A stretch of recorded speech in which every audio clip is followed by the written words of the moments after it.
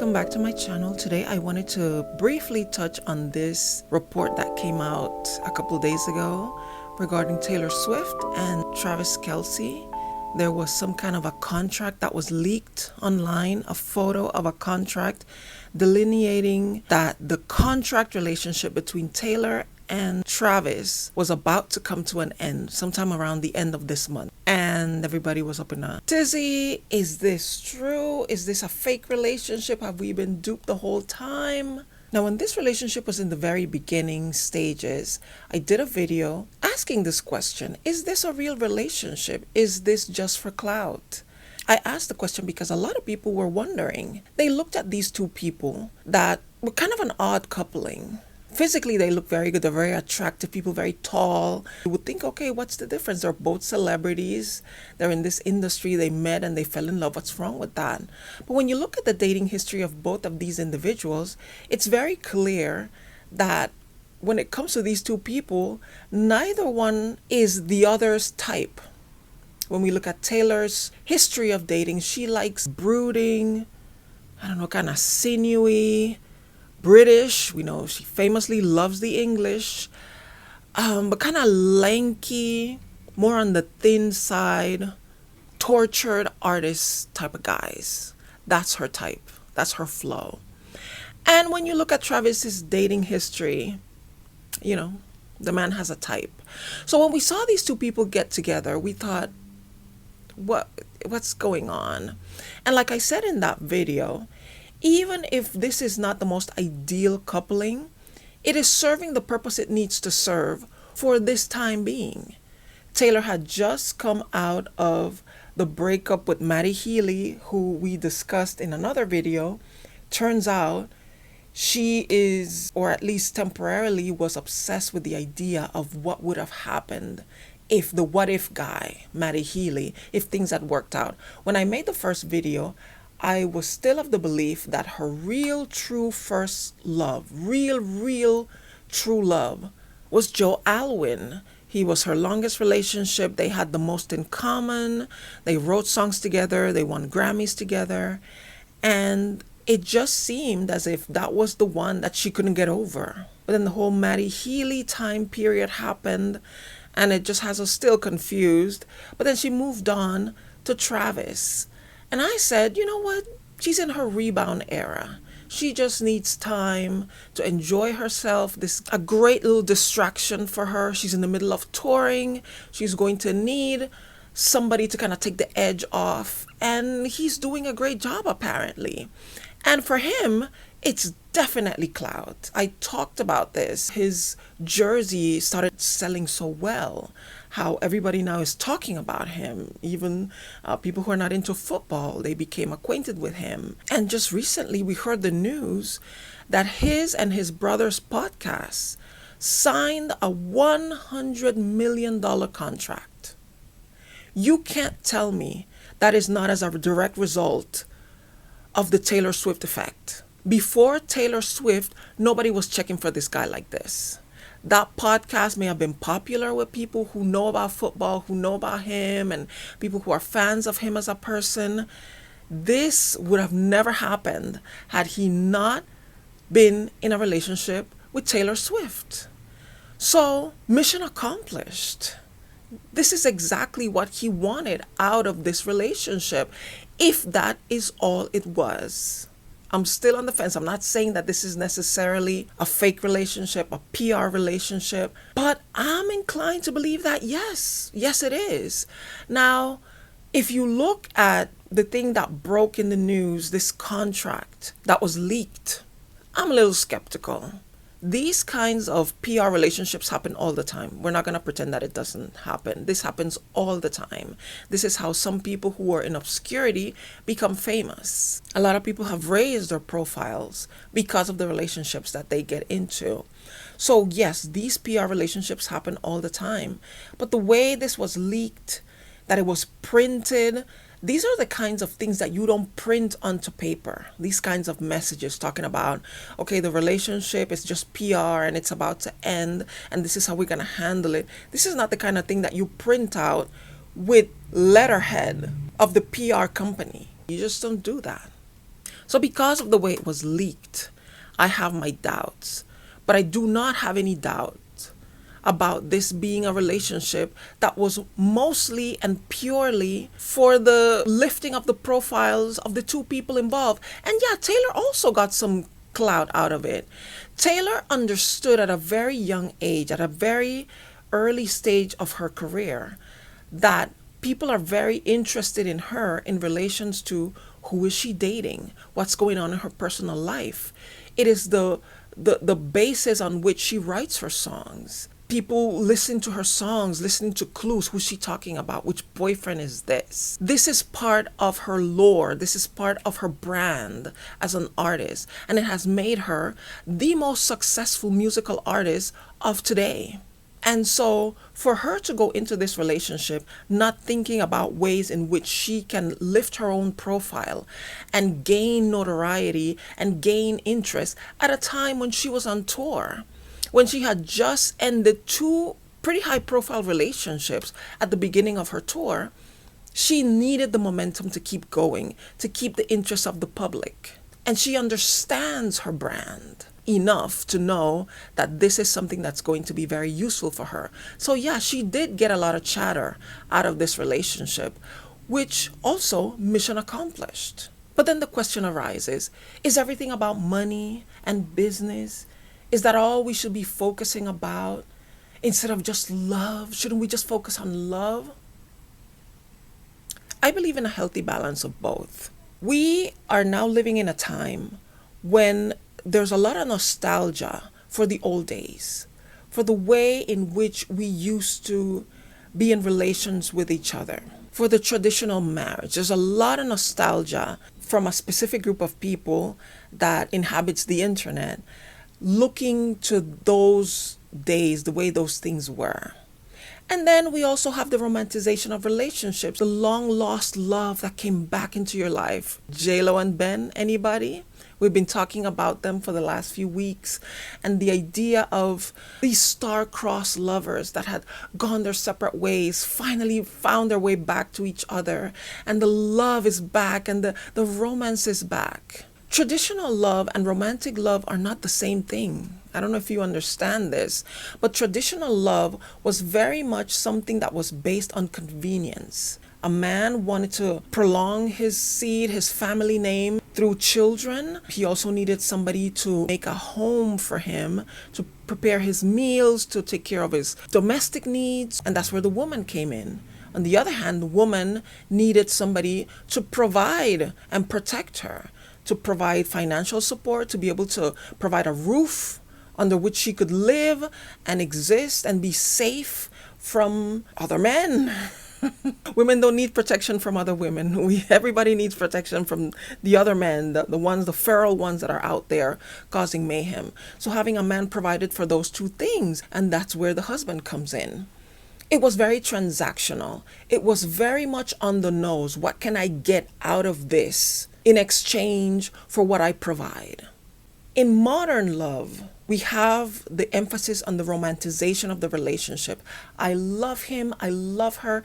This is the person I want to be with because they make my heart beat faster. They give me butterflies, and love will conquer all, even when it's inconvenient, even when it doesn't make sense. Even if we're broke, even if we're trying to figure it out as we go, because we love each other, because we feel these feelings, let's just make it work. There's a lot of appeal that comes from the transactional love, from the love that says, okay, this is not everything I want, but this is what I'm getting from it. I am more likely to get this thing that I want if I stay with this person. And it's not about the feelings. It's not about who's my type. It's not about who I'm into. It's about what is going to serve me better. And if in fact the Taylor-Travis relationship is a contractual deal, then that makes more sense than the Bennifer deal. The Bennifer deal that says Jennifer is going to throw caution to the wind. Forget about the past. Forget about the fact that this is the same man who broke off our engagement 3 days before the wedding. This is the same guy that broke my heart and went on to marry somebody else And this is the same guy who has addiction issues and he's kind of not so dependable, but I love him though.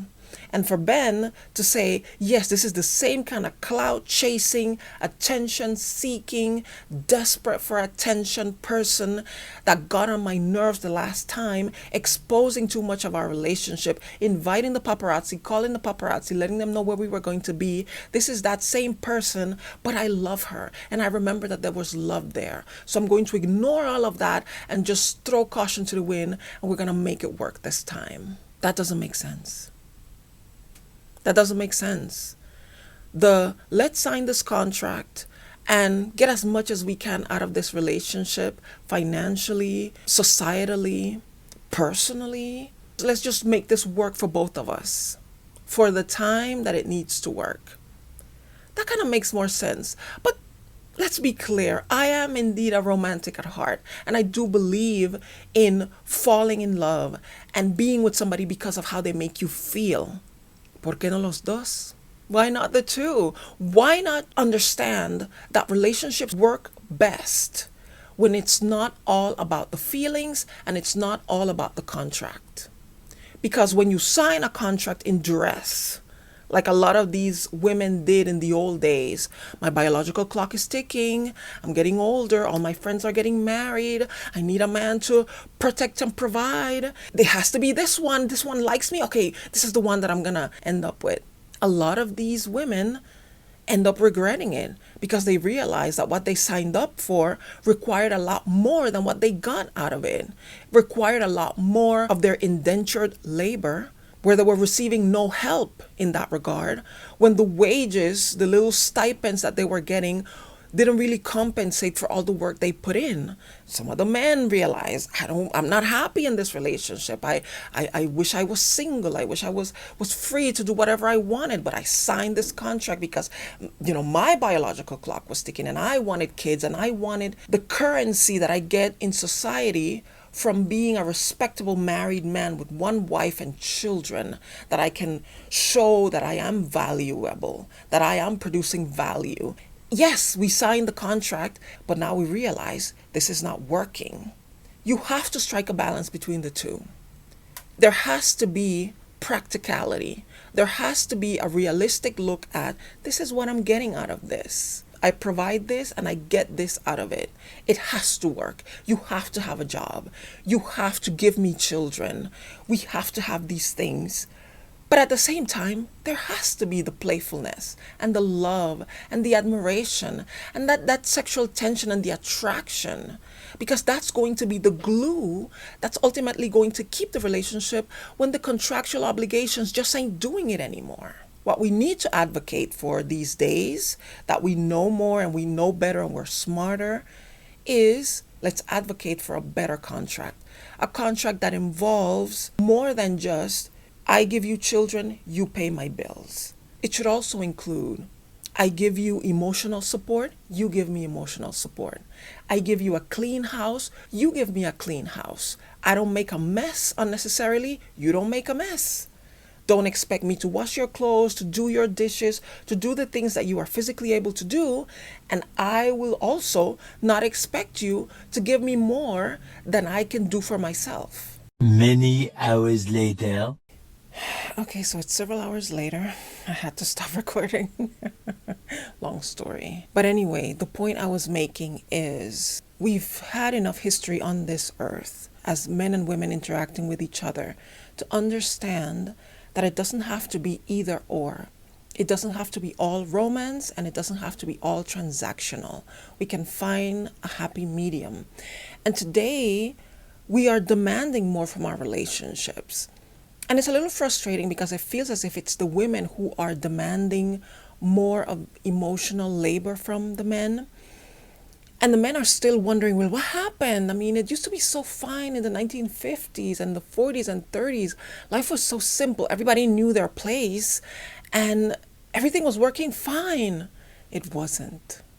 it wasn't fine. It wasn't working for women. Because if it was, then women would gladly go back to that. Now, there's some who are going back to that, and there's a lot of trad wife content out there, and it's a sign of where we are as a society. There's a nostalgia for what used to be or what we thought used to be. Everybody has a right to choose whatever path they want. And that's the beauty of living in the 21st century. We should have a choice. If you want to have that traditional life, have that. Have it your way. But there's also a pull towards something new, something different, something better, something more equal. And I've done a video, it was a really good video. I wish more of you watched it, where I talk about how traditional roles are not that traditional. They're not that natural. Our natural state as men and women is to be as close to each other and as equal to each other. Yes, biologically we are different, but we have the capacity to give each other the emotional, spiritual support that we both need. And I think that the closer we get to that place where we can meet in the middle, where we can say, neither one of us is better than the other, should be above the other. We should be there for each other. We should be fair and equitable with each other. The closer we get to that, I think we're going to not only find more happy unions, but we're going to find ourselves returning to our higher nature, the real nature that we were created to have. I don't know what inspired me to do this video today, but I just think it's an important conversation to have, and especially since everybody was talking about the possible PR relationship between Taylor and Travis. I thought, what's wrong with that? As long as they get what they need out of it and they go into it knowing that this is it, we are going to get as much as possible out of this. We're going to get as much success from this, and then we can go our separate ways and go back to pursuing the people we're actually attracted to. If that's the case, I don't see a problem with that, as long as everybody's on the same page. I also wish that we wouldn't have to do these contractual relationships, and we could actually find true happiness in the kinds of relationship that we're looking for. But that's all part of the growth and the elevation into better people that we're supposed to be engaging in here on this earth. So anyway, that's the video. That's what I wanted to talk to you about. Thank you so much for watching this video. Please subscribe to my channel if you'd like to see me talk about pop culture and other things in the news. Please give me a like if you enjoyed this. Please leave a comment if you would like to add to the conversation. Please share this video with others. That would really, really help me. It would help my channel to grow. And the more I grow, the better these videos will get. Once again, thank you so much for watching, and hopefully I will see you in the next video.